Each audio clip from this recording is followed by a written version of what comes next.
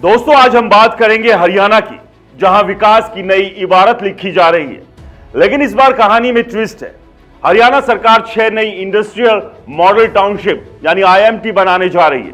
अंबाला में 2, फरीदाबाद में 2, रेवाड़ी में 1 और जींद में 1। कुल 35,000 एकड़ जमीन चाहिए। लेकिन सवाल यह है, क्या किसान अपनी जमीन देने को तैयार है, और अगर हां तो किस कीमत पर? पहली नजर में यह खबर विकास की सुनहरी तस्वीर पेश करती है। हरियाणा सरकार का दावा है कि आईएमटी नौकरियां लाएंगी, उद्योगों को बढ़ावा देंगे और निवेश का नया दौर शुरू करेंगे। सबसे बड़ा प्रोजेक्ट जींद में 12,000 एकड़ में बनने वाली मध्यम हरियाणा की पहली आईएमटी, यह अब तक की सबसे बड़ी औद्योगिक रिहायशी टाउनशिप होगी। फरीदाबाद में 2 आईएमटी के लिए 13,500 एकड़ जमीन चाहिए। रेवाड़ी में 5,000 एकड़ और अंबाला में वहां पर 2 आईएमटी बनेगी, एक 2,000 एकड़ में, दूसरी 3,000 एकड़ में। लेकिन रुकिए, यह कहानी इतनी सीधी नहीं है। जमीन का सवाल हमेशा से संवेदनशील रहा है।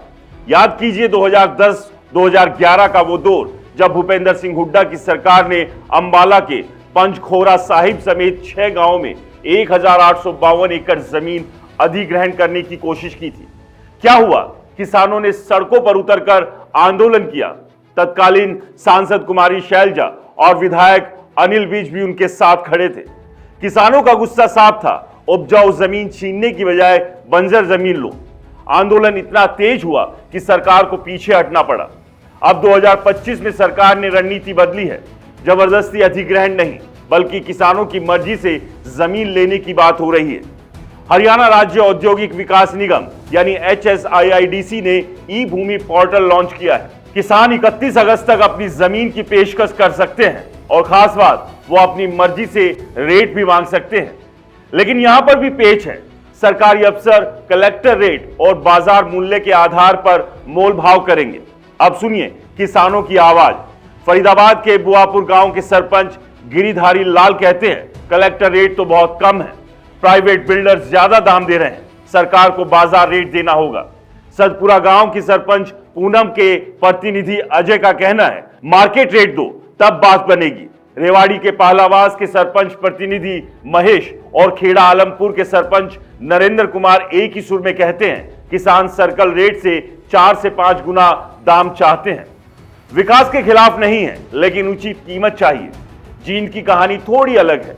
ढेलूवास गांव के सरपंच अतेश कुमार कहते हैं कि ज्यादातर किसान जमीन देने को तैयार है, लेकिन खांडा गांव के सरपंच प्रतिनिधि सोनू की बात सुनिए, अच्छा रेट मिले तो जमीन देंगे, नुकसान में कोई तैयार नहीं। जींद में 2 बड़े एक्सप्रेसवे 152D और दिल्ली कटरा गुजर रहे हैं। यह आईएमटी इन हाईवे से जोड़ा जाएगा, जिससे इंडस्ट्री को नया बूम मिलने की उम्मीद है। अंबाला में आईएमटी के लिए चुने गए इलाके हिमाचल के कालाम से सटे हैं। कालाम, जहां हरियाणा की कई इंडस्ट्रीज पहले ही पलायन कर चुकी है। नारायणगढ़ में मुख्यमंत्री का गांव मिर्जापुर माजरा भी पास है। फरीदाबाद की नई टाउनशिप जेवर एयरपोर्ट से जुड़े नेशनल हाईवे के किनारे बनेगी। रेवाड़ी में दिल्ली जयपुर एक्सप्रेसवे के पास 5,000 एकड़ में नया आईएमटी बनेगा।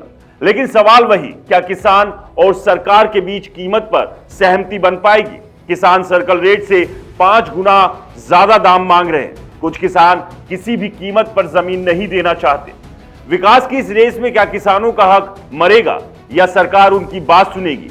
ये कहानी अभी अधूरी है। अगला अध्याय 31 अगस्त के बाद लिखा जाएगा, जब ई भूमि पोर्टल पर आवेदन बंद होंगे।